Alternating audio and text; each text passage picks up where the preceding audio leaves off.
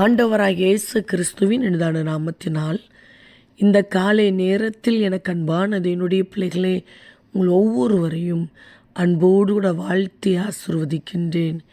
எனக்கு அன்பானது என்னுடைய பிள்ளைகளே, வேதத்தில் நாம் தெளிவாய் பார்க்கின்றோம், கர்த்தர் உன்னை எல்லா தீங்குக்கும் விலக்கி காப்பார் என்று சொல்லி. அன்பு சகோதரனே, அன்பு சகோதரியே, உங்களுடைய கண்களுக்கு தெரியாதபடி சத்ருவானவன் உங்களுடைய வாழ்க்கையில் தீங்க வைத்திருக்கலாம்.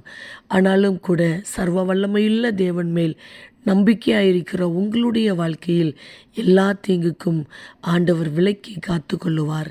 தகப்பனே, இந்த காலை நேரத்தில் உம்முடைய பிள்ளைகள் ஒவ்வொருவரையும் மனதார ஆசிர்வதித்து ஜெபிக்கிறேன் அப்பா. நீர் எவ்வளவு நல்லவர், உங்கள் அன்பு எவ்வளவு விலையேறப்பட்டது அப்பா.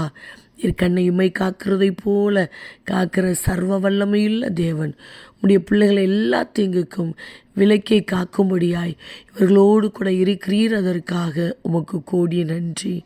இந்த நாளுக்குரிய சகல தேவைகளையும் சந்தித்து நடத்துங்கப்பா. எங்கே பிரயாணப்பட்டு போனாலும் பிரயாணங்கள் ஆசீர்வாதமாய் பாதுகாப்பாக இருக்கட்டும்.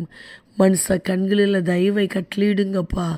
சூழ்நிலைகளை அனுகூலமாய் மாற்றி கொடுப்பீராக.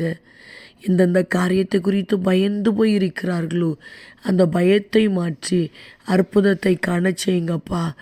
சரீரத்தில் நல்ல ஆரோக்கியத்தை கொடுங்க. பலவீனம் வியாதி மாறி போகட்டும். உடைய பிள்ளைகளுடைய வாழ்க்கைக்கு விரோதமாய் மறைந்திருந்து கிரியை செய்து கொண்டிருக்கிற சத்ருவின் கிரியைகள், மனுஷிக வல்லமைகள் செயலற்று போகட்டும் அப்பா. படிக்கிற பிள்ளைகளுக்கு நல்ல ஞானத்தையும் பாதுகாப்பையும் கொடுப்பீராக.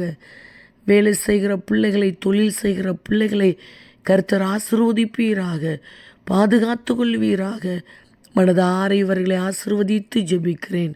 நீர் அப்படியே இந்த நாளை உடைய பிள்ளைகளுக்கு ஆசீர்வாதமாய், பாதுகாப்பாய், சமாதானம் நிறைந்த ஒரு நாளாய் மாற்றி கொடுக்கிறீர். அதற்காக உமக்கு கோடி ஸ்தோத்திரம். இயேசு கிறிஸ்துவின் நாமத்தில் ஜெபிக்கிறோம் ஜீவனுள்ள நல்ல பிதாவே, ஆமேன், ஆமேன். அன்பு தேவ பிள்ளைகளே, கர்த்தர் உங்களை எல்லா தீங்குக்கும் விலக்கி காத்து கொள்ளுவார். ஆமேன்.